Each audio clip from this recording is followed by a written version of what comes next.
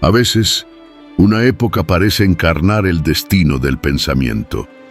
El siglo IV, antes de nuestra era, fue uno de esos momentos. En el crisol de la Grecia clásica, donde la razón comenzaba a emanciparse del mito, surgió una de las figuras más influyentes de toda la historia humana. Aristóteles, el estagirita, el maestro de aquellos que saben, el hombre que abarcó con su mente todo lo pensable. Hablar de Aristóteles no es solo hablar de un filósofo, es hablar de una civilización que se interrogó a sí misma con tal profundidad que sus respuestas aún sostienen nuestra comprensión del mundo. Su biografía no es solo un recorrido por lugares y fechas, es el relato de una conciencia en construcción, de un espíritu que fue educado en el seno de la tradición más brillante y que, sin embargo, se atrevió a contradecirla para fundar una nueva manera de pensar. Aristóteles nació en el año 384 a.C. en Estagira, una pequeña ciudad costera de la región de Macedonia, en el norte del mundo griego. No era una polis central como Atenas, Esparta o Corinto. Estagira no era símbolo de poder ni de sofisticación cultural, pero estaba suficientemente conectada al espíritu griego como para haber asimilado su lengua, sus dioses, sus instituciones.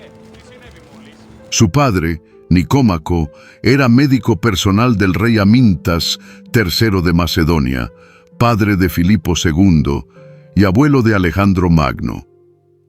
Este detalle es más que anecdótico. No solo sitúa a Aristóteles en una red de vínculos que más tarde resultarían decisivos, sino que revela algo más profundo. Su primer contacto con el saber no fue filosófico, sino médico, biológico, práctico. Nicómaco pertenecía a la tradición de los Asclepíadas, linaje de médicos que transmitían su conocimiento de generación en generación. En su infancia, el cuerpo humano, los ciclos de la naturaleza, la observación meticulosa de los síntomas, eran ya parte del paisaje intelectual. Este ambiente formaría una huella permanente en su pensamiento. El saber como observación, como clasificación, como descripción del mundo vivo. A los 17 años, tras la muerte de sus padres, fue enviado a Atenas, el centro intelectual del mundo griego. Allí, en la ciudad donde la palabra era ley, donde la filosofía había alcanzado su esplendor con Sócrates y Platón, ingresó en la Academia, el lugar que marcaría su destino. La Academia, fundada por Platón en torno al año 387 a.C., era mucho más que una escuela. Era una comunidad dedicada al cultivo de la verdad, un espacio donde la geometría, la lógica, la política, la astronomía y la ética se fundían en una visión del cosmos profundamente unificada. El lema que presidía su entrada, que nadie entre aquí si no sabe geometría, sintetizaba una idea poderosa. El conocimiento verdadero debe tener estructura, orden, necesidad. Durante 20 años, Aristóteles permaneció en la Academia. Fue discípulo, colaborador, interlocutor. Su inteligencia deslumbrante, su curiosidad insaciable y su rigor sistemático lo convirtieron en una de las figuras centrales del círculo platónico. Pero no fue un discípulo obediente. Desde muy pronto comenzó a detectar fisuras en la teoría de las ideas. Y aunque durante mucho tiempo permaneció fiel a la escuela, sus dudas fueron acumulándose con el tiempo. La filosofía de Platón era grandiosa, audaz, metafísica. Postulaba un mundo inteligible, eterno e inmutable, donde habitaban las ideas puras, la justicia, la belleza, el bien, la igualdad, el mundo sensible, el mundo real que percibimos, era apenas una copia imperfecta, una sombra de esa realidad superior. Conocer, para Platón, era recordar. La verdad para él no estaba aquí, sino allá. Y el filósofo era el que se atrevía a mirar hacia arriba, hacia las estrellas, hacia lo eterno. Aristóteles escuchó esta doctrina, la estudió, la discutió, pero algo en él la resistía, no porque le pareciera ingenua, sino porque la encontraba insuficiente, no porque negara la existencia de principios universales, sino porque no podía aceptar que el mundo concreto, el mundo que tocamos, que cambia, que vive y muere, fuera apenas un eco degradado de otra cosa. Para él, el conocimiento debía comenzar con los sentidos, no con el recuerdo de un mundo perdido. El saber debía partir de lo que es, no de lo que debería ser. Esta intuición inicial, apenas esbozada durante su etapa académica, sería el germen de una ruptura filosófica monumental. Tras la muerte de Platón en el año 347 a.C., Aristóteles abandonó la academia. El liderazgo fue asumido por Espeusipo, sobrino de Platón, pero Aristóteles no fue considerado para la sucesión. Esto puede interpretarse como un gesto institucional, pero también como un signo del distanciamiento doctrinal que ya era evidente. Se trasladó entonces a Asos, en la región de Asia Menor, donde fundó una pequeña comunidad filosófica junto a su amigo Hermías, gobernante local. Más tarde, se estableció en Mitilene, en la isla de Lesbos, donde profundizó su estudio sobre la naturaleza, en especial la biología marina. Estos años, fuera de Atenas, fueron decisivos. Alejado de la presión platónica, Aristóteles comenzó a desarrollar con plena libertad su propio sistema. Abandonó la teoría de las ideas, rechazó la escisión entre mundo sensible y mundo inteligible, y comenzó a construir una ontología nueva, basada no en la separación entre lo real y lo ideal, sino en la estructura interna del ser. Para él, no existe un más allá de lo real. Lo que hay es lo que vemos, pero eso que vemos no es caótico. Tiene una forma, una esencia, un telos, es decir, una finalidad. Toda sustancia está compuesta por materia y forma, y esa forma no es una idea separada, sino un principio interno que organiza la materia. En ese entorno fluido, funda su escuela, no con edificios monumentales ni dogmas grabados en piedra, sino con la convicción de que el saber se construye caminando, dialogando, observando. Nace así la escuela peripatética, nombre derivado del verbo griego peripatein, que significa caminar. Porque Aristóteles no enseñaba desde un púlpito, sino en movimiento, recorriendo con sus discípulos los senderos del Liceo, mientras discutían sobre ética, política, física, lógica o zoología. No era solo una cuestión de estilo, era una filosofía del cuerpo y del pensamiento. Pensar no como abstracción estática, sino como actividad viva, encarnada, en constante desplazamiento. El Liceo no fue una escuela en el sentido moderno. Fue, en realidad, un centro de investigación, un laboratorio de pensamiento, una comunidad intelectual. A diferencia de la academia, que ponía el énfasis en la dialéctica matemática y en la contemplación del mundo de las ideas, el Liceo se centraba en la experiencia concreta, en el análisis de lo real, en la sistematización de los saberes. La escuela contaba con una biblioteca, una colección de documentos políticos, una suerte de jardín zoológico y hasta un herbario primitivo. Aristóteles y sus discípulos recopilaban datos sobre animales, plantas, constituciones, costumbres, lenguas, mitos, meteoros. Este afán enciclopédico no era un capricho, sino parte de un proyecto epistemológico mayor: construir una ciencia del ser en tanto ser, una lógica del razonamiento, una física de los cuerpos, una ética del carácter, una política del bien común, una poética del lenguaje. Para Aristóteles, todo podía ser objeto de estudio, y todo debía ser explicado según sus causas. La vida del Liceo giraba en torno a una organización precisa, casi institucional.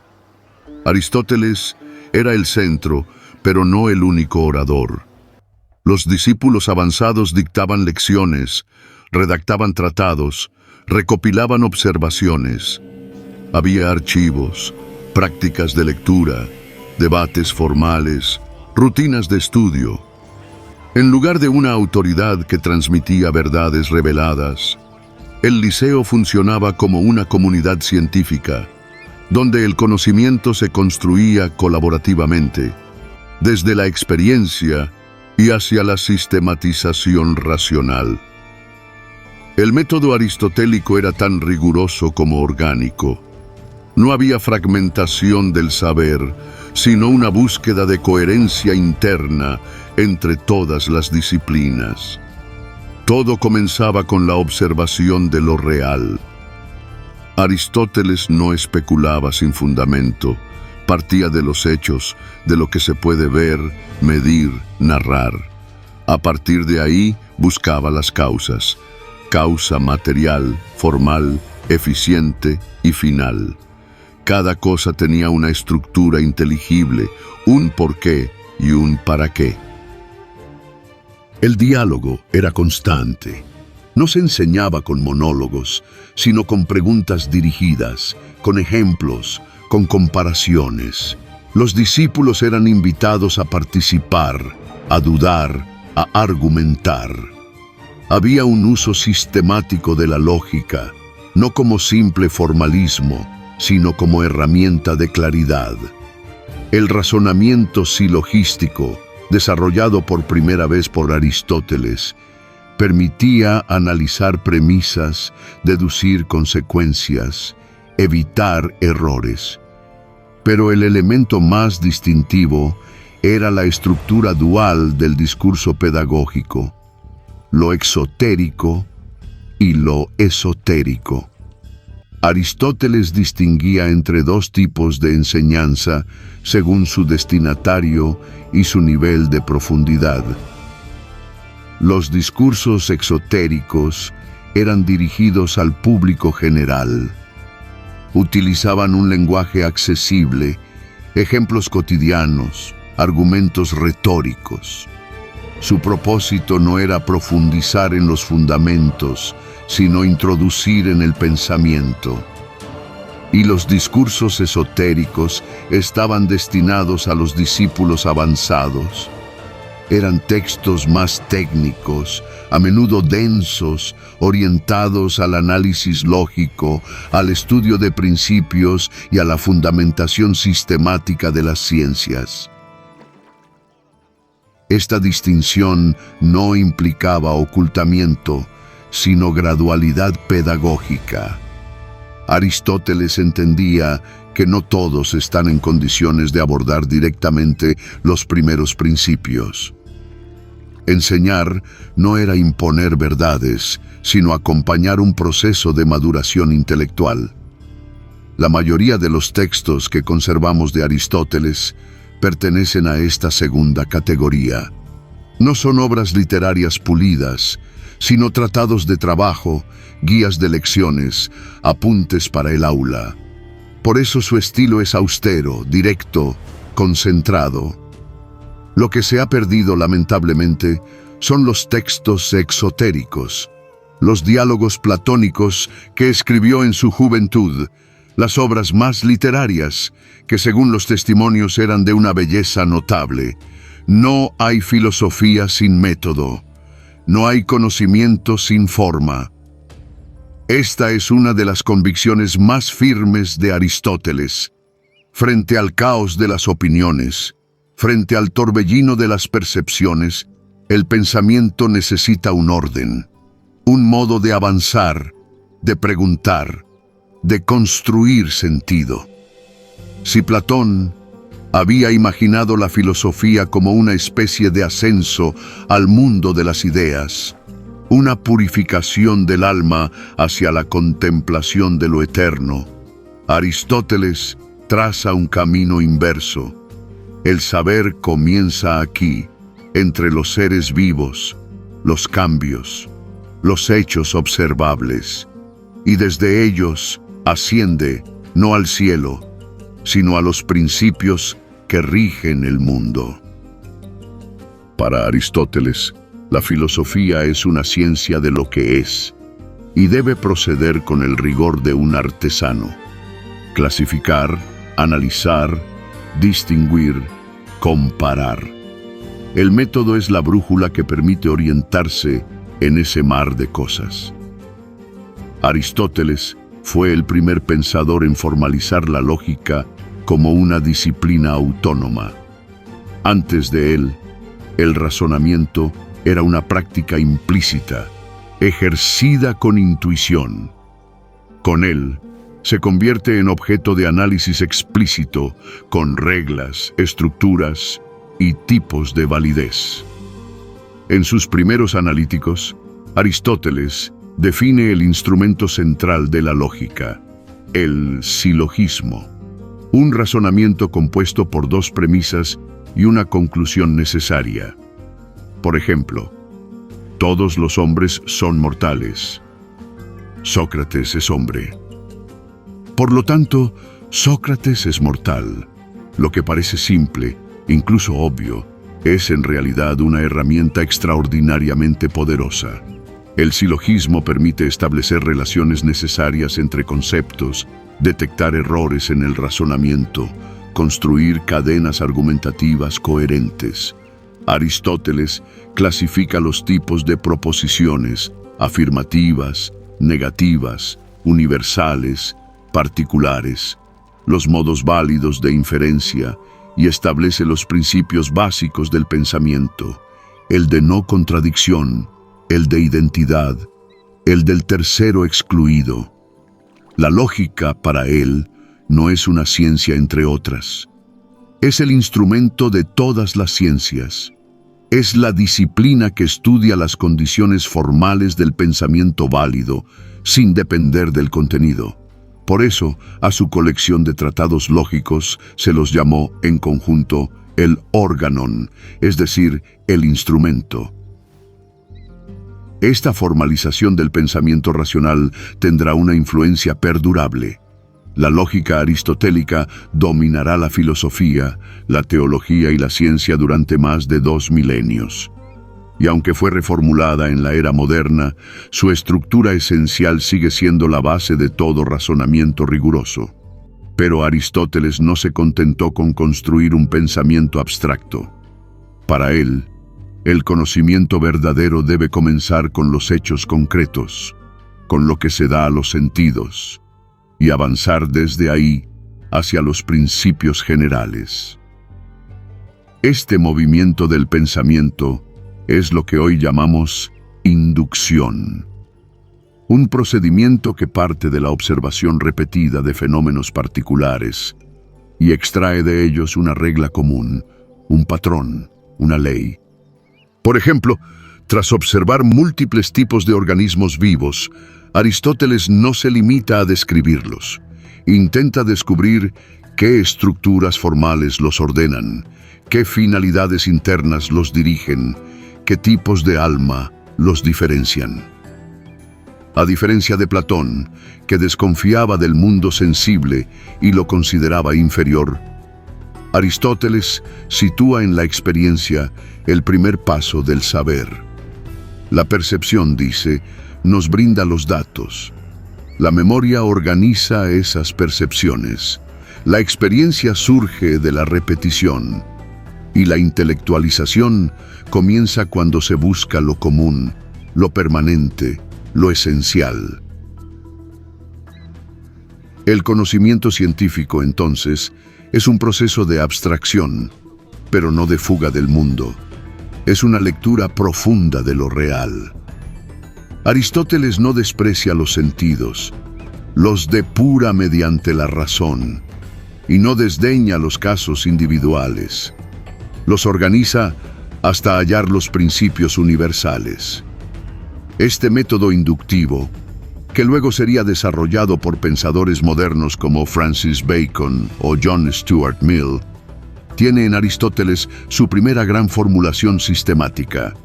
Uno de los rasgos más admirables del pensamiento aristotélico es su apego a lo concreto. A diferencia de tantos filósofos que construyen sistemas abstractos sin anclaje en la experiencia, Aristóteles dedica gran parte de su obra a la descripción del mundo natural, de las sociedades, de las acciones humanas. En su tratado Historia de los Animales, clasifica más de 500 especies. Observa su anatomía, su reproducción, su hábitat. Describe diferencias entre vertebrados e invertebrados, entre mamíferos, aves, peces, moluscos. Analiza órganos, tejidos, funciones. Comete errores, sí, inevitables sin microscopio ni genética, pero su método es riguroso. Observa, compara, infiere. No inventa, sino que descubre regularidades en la naturaleza. En su Ética a Nicómaco, analiza los actos humanos con igual precisión. No busca una definición ideal del bien, sino que examina las virtudes concretas, la valentía, la justicia, la templanza, la amistad. Propone la idea de un justo medio entre extremos viciosos y afirma que la virtud no es innata, sino que se forma con el hábito. En su política, estudia más de 150 constituciones de ciudades griegas. No impone un modelo único de organización social, sino que analiza qué formas de gobierno funcionan, en qué condiciones, con qué riesgos. Examina la monarquía, la aristocracia, la democracia, la oligarquía, la tiranía. Y concluye que la mejor constitución depende del tipo de ciudadanos y del equilibrio entre clases sociales. Incluso en su Poética, Aristóteles no habla de la poesía como un don divino, sino como un arte con estructura, con reglas, con finalidad. Analiza la tragedia griega, define conceptos como la catarsis, la mimesis, el conflicto trágico, la anagnórisis. Descompone la obra literaria como si fuera un organismo vivo. En todos los casos, el principio es el mismo: observar la realidad con rigor, detectar los patrones, organizar el saber en sistemas coherentes. La diferencia entre Aristóteles y Platón no es simplemente doctrinal, es metodológica y revela dos maneras de pensar la filosofía. Platón parte de lo ideal. Para él, la verdad está en otro mundo, inmutable, eterno, al que solo se accede por vía intelectual. El conocimiento es una reminiscencia del alma que ya ha visto las ideas puras antes de encarnarse. El mundo sensible es confuso, ilusorio, engañoso. Aristóteles parte de lo real. La verdad está en este mundo, aunque oculta en la complejidad de los fenómenos. El conocimiento es construcción progresiva, no recuerdo. Y el mundo sensible, lejos de ser una trampa, es la fuente primera del saber. Platón busca la contemplación, Aristóteles la explicación. Uno asciende desde el alma hacia el bien, El otro desciende desde los hechos hacia la causa. Uno idealiza, el otro sistematiza. Uno imagina la política perfecta en un modelo ideal de ciudad. El otro examina las constituciones existentes y propone criterios para evaluarlas. Esta diferencia ha marcado la historia del pensamiento occidental. Todo idealismo posterior, desde el neoplatonismo hasta el idealismo alemán, tiene raíces platónicas. Todo empirismo, desde la ciencia moderna hasta la filosofía analítica, debe parte de su método a Aristóteles. Y sin embargo, no son enemigos. Son dos dimensiones del pensamiento: la visión y la precisión, el símbolo y el dato, la intuición y la lógica. Aristóteles, sin negar la grandeza de Platón, se atrevió a pensar distinto, a fundar una nueva forma de filosofía más próxima al mundo, más atenta al detalle, más enamorada del orden real. Aristóteles no escribió un solo libro, escribió una civilización del pensamiento. La amplitud y profundidad de su obra no tiene precedentes en la historia. Ningún otro filósofo, ni antes ni después, abarcó con semejante rigor tantos campos del saber. Para Aristóteles, el conocimiento no podía estar dividido en compartimentos estancos. Era un cuerpo vivo, en el que cada órgano cumple una función específica pero integrada. Filosofar, para él, era ordenar el universo. Su producción, conservada en forma de tratados, cubre desde la lógica hasta la política, desde la ética hasta la zoología, desde la metafísica hasta la retórica. Cada texto no es un ejercicio aislado, sino parte de un sistema, una red en la que el ser, el pensar, el actuar y el vivir están íntimamente entrelazados. Estas virtudes no se enseñan con discursos, se adquieren por práctica, por repetición, por educación. La ética, por tanto, es una disciplina del carácter, exige inteligencia, sí, pero también hábito, intención, voluntad. Y sobre todo, Aristóteles nos recuerda que el bien humano no se realiza en el aislamiento, sino en la polis. La vida buena es una vida política, comunitaria, comprometida con el otro. No hay felicidad privada sin justicia pública. En la política profundiza esta dimensión cívica de la existencia. El hombre, dice en una frase célebre, es un animal político, zoon politikon, no porque vote o debata, sino porque su naturaleza se realiza plenamente solo en comunidad. La polis, o ciudad-estado, no es una convención, es la forma natural de vida humana, porque en ella el hombre no solo sobrevive, sino que puede vivir bien, desarrollar sus facultades racionales y morales. Aristóteles analiza múltiples formas de gobierno: monarquía, aristocracia, democracia, oligarquía, tiranía. No impone un modelo único. Observa, clasifica, compara y concluye que la mejor constitución es aquella que equilibra el poder y promueve la virtud de los ciudadanos. El buen gobierno, afirma, no es el que enriquece a unos pocos, sino el que educa al pueblo. La política no debe ser solo arte de administrar intereses, sino pedagogía del bien común. En tiempos de tecnocracia y populismo, la lección aristotélica sigue siendo urgente. No puede haber libertad sin virtud, ni Estado sin ciudadanía activa.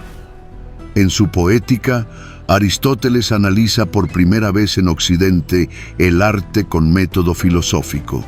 Su objeto principal es la tragedia griega, y su pregunta es clara: ¿por qué nos conmueve el arte que representa dolor, conflicto, muerte? La respuesta es compleja, porque el arte no es copia vulgar de la realidad, sino mimesis, imitación con forma, con estructura, con sentido. La tragedia, bien construida, produce una catarsis, purificación emocional a través del miedo y la compasión. Estudia los elementos formales de la obra dramática: trama, personajes, lenguaje, ritmo, espectáculo. Define conceptos como la anagnórisis, reconocimiento, la peripeteia, giro dramático, y el conflicto trágico como lucha entre valores igualmente válidos. El arte, entonces, no es ornamento ni distracción. Es conocimiento simbólico, una forma de pensar la condición humana a través de la emoción encauzada. La poética de Aristóteles sigue siendo hoy una herramienta esencial para entender el cine, el teatro, la narrativa. La física de Aristóteles no es la física moderna, basada en matemática y experimentación, pero sí es el primer intento sistemático de comprender el cambio, el movimiento, el tiempo, el espacio, desde una perspectiva racional. Para él, la naturaleza no es caos, sino physis, proceso de desarrollo hacia una forma. Todo cuerpo tiene un principio de movimiento en su interior. Todo cambio implica una causa. Nada ocurre sin razón. Esta idea se despliega también en sus obras de biología, donde Aristóteles describe con asombrosa minuciosidad el mundo de los seres vivos. Estudia la reproducción, la anatomía, la alimentación, la organización de los órganos. Aunque muchas de sus conclusiones resultan hoy superadas, su método fue revolucionario: observar, clasificar, sistematizar. Aristóteles concibió por primera vez la idea de una ciencia natural empírica, atenta a los datos y no solo a los principios, y comprendió algo más profundo: que el conocimiento de la naturaleza es también conocimiento de nosotros mismos, porque el alma, la psique, es forma del cuerpo vivo. No hay ruptura entre lo humano y lo natural. Todo obedece a una lógica común. La colección conocida como el Organon reúne los tratados de lógica de Aristóteles: categorías, interpretación, analíticos, tópicos, refutaciones sofísticas. Aquí, Aristóteles desarrolla las reglas del razonamiento válido, distingue proposiciones, formaliza el silogismo, estudia la demostración científica y analiza el error lógico. El Organon no es una teoría más, es el instrumento que hace posible todas las demás ciencias. La lógica aristotélica, basada en el principio de no contradicción, la deducción y la coherencia, será durante siglos el modelo de pensamiento riguroso en Occidente. Incluso en el siglo XXI, toda disciplina que aspire a la verdad debe pasar por los criterios lógicos que Aristóteles estableció: claridad conceptual, orden argumentativo, fidelidad a los hechos, respeto por la razón. En el conjunto de estas obras, Aristóteles no deja rincón del saber sin explorar. Pero más allá de los temas, lo que las une es una misma actitud: la confianza en que el mundo puede ser comprendido y que esa comprensión mejora la vida humana. El pensamiento de un filósofo no muere con su cuerpo. A veces, su doctrina se disgrega, se transforma o se pierde. Otras veces toma raíz, da fruto y se convierte en escuela viva. Tal fue el caso de Aristóteles. Tras su muerte, en el año 322 a.C., la escuela peripatética no se disolvió.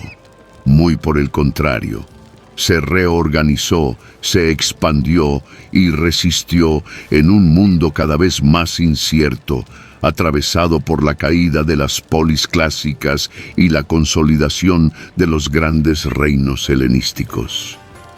Pero esa continuidad no fue simple repetición. Fue reinterpretación, adaptación, innovación. Cada discípulo dejó su huella, fortaleciendo aspectos distintos del legado aristotélico. Unos profundizaron la investigación natural, otros la ética, otros la lógica. Algunos cuestionaron o simplificaron partes del sistema. Otros se dedicaron a preservarlo en una época en que las ideas podían perderse para siempre. Esta es la historia de quienes sostuvieron la llama peripatética cuando el mundo cambió. Los herederos de un pensamiento que no se concibió como dogma, sino como método para conocer el mundo tal como es. El primer gran sucesor de Aristóteles fue Teofrasto de Ereso, originario de Lesbos, nacido alrededor del 371 a.C., discípulo cercano y confidente, fue elegido por este como su sucesor en el Liceo. Su nombramiento no fue simbólico, fue el reconocimiento a una mente brillante, ordenada, profunda. Asumió el liderazgo de la escuela durante más de 30 años. Bajo su dirección, el Liceo no solo sobrevivió, sino que alcanzó un apogeo institucional. Se consolidó como un centro intelectual de referencia en el mundo helenístico, con cientos de estudiantes y un amplio programa de investigaciones. Pero la contribución de Teofrasto no fue solo administrativa. Fue, ante todo, científica, en particular en el campo de la botánica, donde se le considera el verdadero fundador de la disciplina. Sus obras, Historia de las plantas y Causas de las plantas, son tratados sistemáticos que clasifican especies, describen sus propiedades medicinales, su morfología, sus ciclos reproductivos. Este enfoque empírico y sistemático, directamente inspirado por Aristóteles, convirtió a Teofrasto en el padre de la botánica científica. Sus obras fueron consultadas durante siglos y aún hoy se reconocen como el primer gran intento de ordenar el mundo vegetal de manera racional. Pero no solo se ocupó de las plantas. Teofrasto escribió también sobre ética, psicología, retórica y física. Su estilo era más accesible que el de su maestro, lo cual favoreció la difusión del pensamiento peripatético entre públicos más amplios. Su tratado Caracteres, por ejemplo, ofrece retratos psicológicos agudos y satíricos de distintos tipos humanos, como el adulador, el avaro, el supersticioso. Es una obra literaria y filosófica a la vez, donde la observación moral se transforma en arte del diagnóstico humano. Teofrasto no fue un revolucionario. Fue un conservador lúcido, un organizador del saber. Y gracias a su rigor, la escuela peripatética logró institucionalizarse más allá de la figura de Aristóteles. A la muerte de Teofrasto, la dirección del Liceo pasó a Estratón de Lampsaco, quien había sido también discípulo de Aristóteles, pero representaba una orientación distinta. Mientras Teofrasto había consolidado la tradición, Estratón se inclinó hacia una reinterpretación materialista del sistema. Su enfoque era más radical, más físico, más centrado en la naturaleza como único principio explicativo. Por eso los historiadores posteriores lo llamaron Estratón el físico.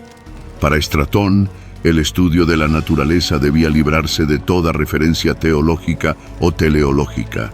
Aunque Aristóteles había defendido la existencia de una causa final y de un primer motor inmóvil, Estratón propuso una visión más mecanicista, donde los fenómenos naturales se explicaban por relaciones de causa y efecto sin necesidad de apelaciones trascendentes. Sus tratados, hoy perdidos, versaban sobre temas como el vacío, el movimiento, el tiempo, el alma, el origen del universo. Estratón investigó la caída de los cuerpos, las propiedades del aire, la luz y el sonido. Algunos estudiosos lo consideran una figura precursora del pensamiento científico moderno. Bajo su liderazgo, el Liceo mantuvo su vocación empírica, pero perdió parte de su diversidad temática. El enfoque más materialista dejó en segundo plano los estudios éticos y políticos. Aún así, el aporte de Estratón consolidó la filiación científica del peripatetismo, en contraposición con otras escuelas más idealistas o escépticas. Con el tiempo, la escuela peripatética fue perdiendo vitalidad. Durante los siglos II y I a.C., las enseñanzas aristotélicas quedaron en segundo plano frente al auge del estoicismo, el epicureísmo y el escepticismo. Pero en el siglo I a.C., en tiempos del Imperio Romano, una figura clave apareció para salvar del olvido la obra aristotélica, Andrónico de Rodas. Andrónico no fue un filósofo creativo en el sentido clásico. Su grandeza radica en una tarea menos visible, pero absolutamente crucial: la recopilación, clasificación y edición crítica de las obras de Aristóteles. En su tiempo, los textos aristotélicos estaban dispersos, fragmentados, en versiones poco confiables. Andrónico emprendió la monumental tarea de organizar el corpus, distinguir las obras auténticas de las apócrifas y establecer un orden sistemático. Gracias a su trabajo, lo que hoy conocemos como metafísica, órganon, ética nicómaco, política o poética, nos ha llegado con una estructura coherente. Fue él quien asignó muchos de los títulos actuales y definió la arquitectura interna del pensamiento aristotélico. Además, escribió comentarios y prólogos que orientaron la interpretación de los textos durante siglos. Su labor permitió que el aristotelismo pudiera ser redescubierto en la antigüedad tardía, transmitido al mundo islámico y posteriormente recuperado en la escolástica medieval europea. Tras Andrónico, el aristotelismo nunca volvió a ser una escuela única, cerrada. Se convirtió en una corriente filosófica plural, adoptada y adaptada por culturas, religiones y tradiciones diversas. En el mundo helenístico, algunos peripatéticos mantuvieron la orientación científica y ética, pero ya sin una sede institucional fuerte. En el Imperio Romano, el pensamiento de Aristóteles influenció a enciclopedistas como Plinio el Viejo y a juristas que valoraban el método lógico. Pero sería en el mundo islámico medieval donde el aristotelismo alcanzaría una nueva cumbre. Filósofos como Al-Farabi, Avicena y Averroes recuperaron y comentaron extensamente la obra aristotélica, integrándola con el pensamiento islámico. Para ellos, Aristóteles era el primer maestro, y sus ideas eran base para reconciliar razón y fe, ciencia y revelación. En la cristiandad latina, el aristotelismo llegó a través de traducciones del árabe y el griego. Su influencia se volvió estructural, especialmente gracias a pensadores como Tomás de Aquino, quien lo llamó el filósofo por excelencia. Durante siglos, las universidades europeas enseñaron lógica, metafísica y ética aristotélica como núcleo de su currículo. El aristotelismo no fue solo una doctrina, fue el lenguaje intelectual del pensamiento medieval. Incluso después del Renacimiento, cuando Galileo y Descartes criticaron sus errores científicos, Aristóteles siguió siendo una presencia ineludible, como modelo, como antagonista, como horizonte de discusión. Porque, como decía Dante en la Divina Comedia, Aristóteles es el maestro de los que saben, y su escuela, aunque ya no camine por los senderos del Liceo, sigue pensando, preguntando, ordenando.